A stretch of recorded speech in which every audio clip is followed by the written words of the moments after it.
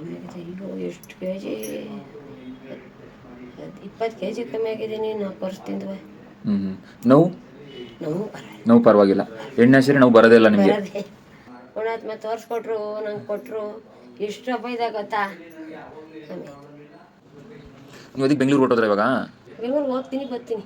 ಮಾರೋದಿಲ್ಲಿ ಮಲೇಶ್ವರದಲ್ಲಿ ಮಾರ್ತೀನಿ. ಏನು ಮಾರೋದು ನೀವು? ಹಣ್ಣು ಬಸ್ಸಲ್ಲಿ ಎಲ್ಲಿಂದ ತೊಗೊಂಡು ಹೋಗ್ತಿರೋದು? ಅಲ್ಲೇ ಮಾರ್ಕೆಟ್ ಐತಲ್ಲ, ಬೆಂಗಳೂರು ಮಾರ್ಕೆಟಲ್ಲೇ ತೊಗೊಂಡು ಅಲ್ಲೇ ಮಾರ್ಬಿಟ್ಟು ಬರ್ತೀರಾ? ಅಲ್ಲೇ ಮಾರ್ಕೆಟ್ ಇರ್ತೀವಿ. ಎಲ್ಲಿ ಜಾಗ ಕಿತ್ಕೊಂಡ್ರು ಮಾರ್ಕೆಟಿಂದ ಹೊಡೆದೇ ಹೋದ್ರು. ಈಗ ಈ ನೋವು ಎಣ್ಣೆ ಹಚ್ಚಿದ್ರಲ್ಲ ಹೇಗಿದೆ ನಿಮಗೆ? ಪರವಾಗಿ ಅವೆಲ್ಲ ಪರವಾಗಿ ಆಗುತ್ತೆ. ಕಮ್ಮಿ ಆಗೋದಕ್ಕೆ ನನಗೆ ಬರೋದು. ಎಷ್ಟು ಭಾಗ ಕಡಿಮೆ ಆಗಿದೆ? ಎಲ್ಲ ಕಮ್ಮಿ ಆಗಿದೆ. ಈಗ ಎಷ್ಟು ಕೆ ಜಿ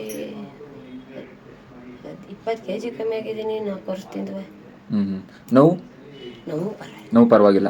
ಎಣ್ಣೆ ಹಚ್ಚಿದ್ರೆ ನೋವು ಬರೋದೇ ಇಲ್ಲ ನಿಮಗೆ. ಬರೋದೇ ಎಣ್ಣೆ ಮುಗಿಲಿಲ್ಲ ಅಂದರೆ ನೋವು ಬರೋದು. ಬರ್ತದ. ಊತನೂ ಬಂದುಬಿಟ್ಟು ಎಣ್ಣೆ ಹಚ್ಚಿದ್ರೆ ಊತನೂ ಕಮ್ಮಿ ಆಗುತ್ತೆ.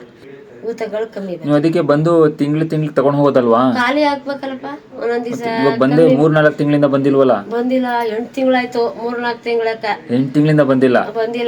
8 ತಿಂಗಳಾಯ್ತು. ಅದೇ ನೀವು ಕಂಟಿನ್ಯೂ ಮಾಡಿದ್ರೆ ಒಂದೊಂದು ತಿಂಗಳಿಗೆ ಔಷಧಿ ಇದು. ಒಂದೊಂದು ತಿಂಗಳು ಮಾತ್ರನೇ ಕುಡಿಯಲ್ಲ ನಾನು. ಕುಡಿಯಲ್ಲ. ಮಾತ್ರೆ ಕುಡಿದ್ರೆ ಊತ ಬತ್ತವ. ಹಾಂ ಇದು ತಗೊಂಡ್ರೆ ಇಲ್ಲ. ಮಾತ್ರೆ ಕುಡಿದ್ರೆ ಊತನೇ ಬರ್ತದ. ಅದರಿಂದನೇ ಮಾತ್ರನೇ ಬಿಟ್ಬಿಟ್ಟೆ.